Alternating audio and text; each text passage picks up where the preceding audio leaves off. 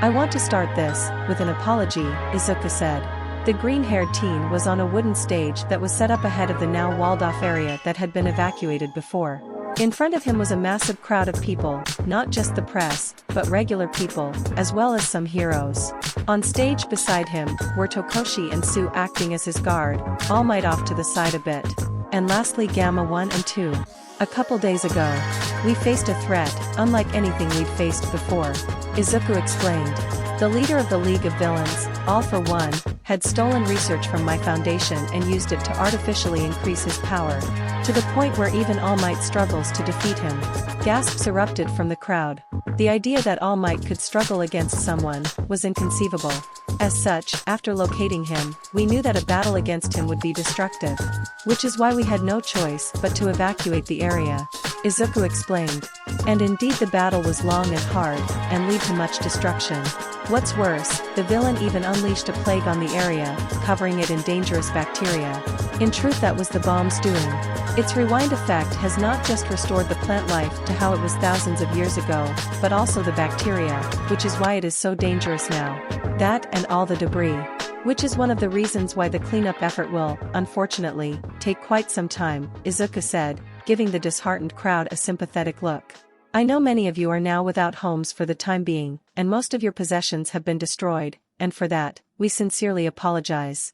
Izuku gave the crowd an apologetic bow before continuing. But fortunately, the villain was defeated, and without a single loss of life. Thanks to our brave heroes. Including 2 new heroes, I would like to introduce you to today. 2 creations of the Midoriya Foundations, and some of the first fully sentient androids, Gamma 1 and 2. Gamma 1, please introduce yourself. Izuku stepped aside, and Gamma 1 took to the podium. He looked down at the crowd, who all looked at him with a combination of emotions. Curiosity, worry, fear, astonishment. This would be the first proper interaction between the public and a sentient android. No pressure. Hello. I am Midoriya Foundation model number 001 of the Gamma series. And I am a superhero. Gamma 1 introduced. Though I may be an android, rest assured I'm not a heartless machine like you've seen in movies. I can feel just like the rest of you and dash. Okay, that's enough. Gamma 2 said, pushing Gamma 1 to the side. What? 2? What are you doing? Gamma 1 demanded. I'm supposed to give the speech. Yeah, and I see that was a mistake. How are they supposed to get the message about us not just being machines, when you AI generated your speech? Gamma 2 pointed out. AI generated? I spent hours putting together that speech. Gamma 1 objected. Well, there's your problem. You overthought it. Gamma 2 said. This speech has to come from the heart. No script needed, just watch. Gamma 2 then turned to the audience and gave them a confident smile. Hey, there everyone. Name's Gamma 2. I have a full android assigned Midoriya model number, and all that, but one already said all that, so I'll skip it. Look, I know you're all a little spooked with sentient AI and All Might's retirement dash. All Might's retiring, shouted the entire crowd in shock. Ah wait, did we not get there yet?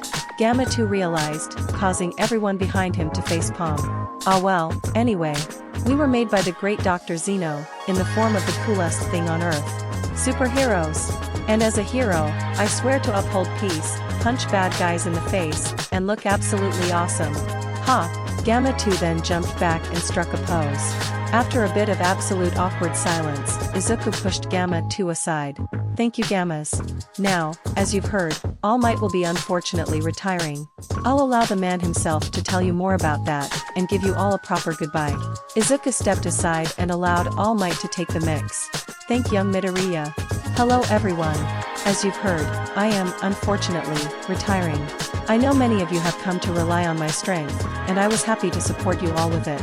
But unfortunately, that time must come to an end. That battle against All for One, and against old age, has left my strength diminished. It is with a heavy heart that I was forced to realize I could no longer continue as a hero in this state. But fear not, the Gammas, as eccentric as they are reliable heroes, and without them, I would never defeated All for One, not to mention all the other heroes who helped in the effort. Plus, as a teacher at UA, I can say with confidence that the future of heroes is bright, with many promising students ready to jump onto the field. You are all in good hands. So please never fear, because they will be there for all of you.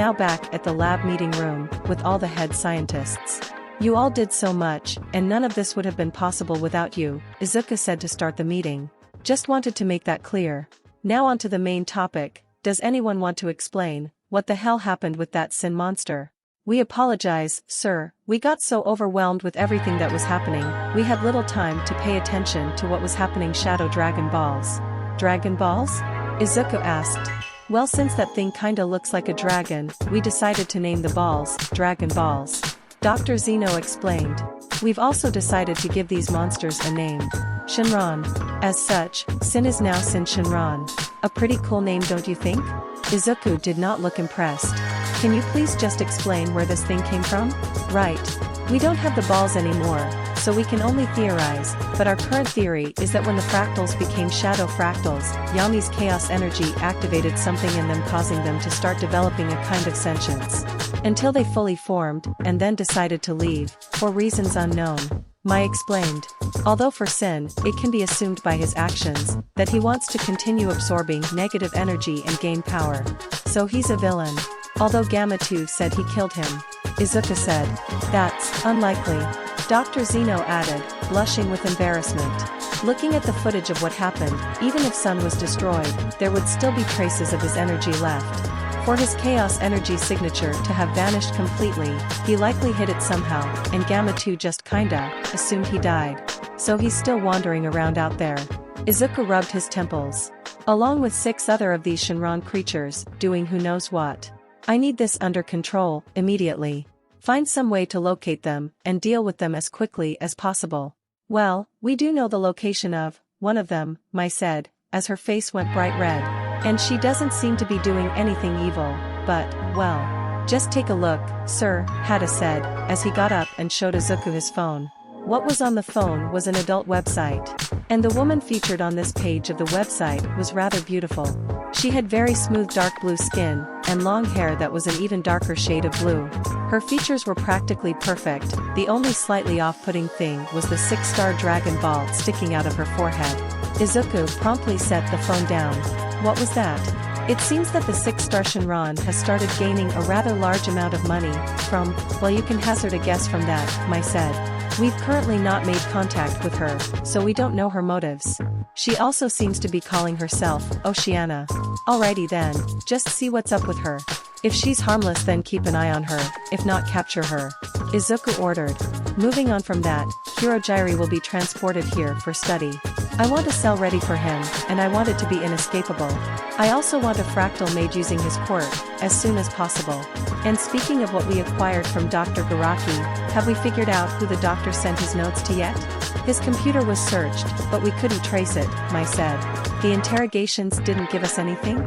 Those are still underway. Izuku sighed. Well, if that's all everyone has to say, Dr. Hada, please take me to Kiba. Got it. Dr. Hada said, getting out of his seat, and leaving to guide Izuku. XXXXXXXXXXXXXXX. Kiba was being kept in the lab, in a special room similar to a hospital room, but way more high-tech. The girl herself was lying unconscious in a hospital bed, dozens of machines connected to every part of her body, including 2 tubes going in through her ears all the way into her brain. Izuku looked over at his daughter, and he felt sick. How could someone do this to a child? To anyone?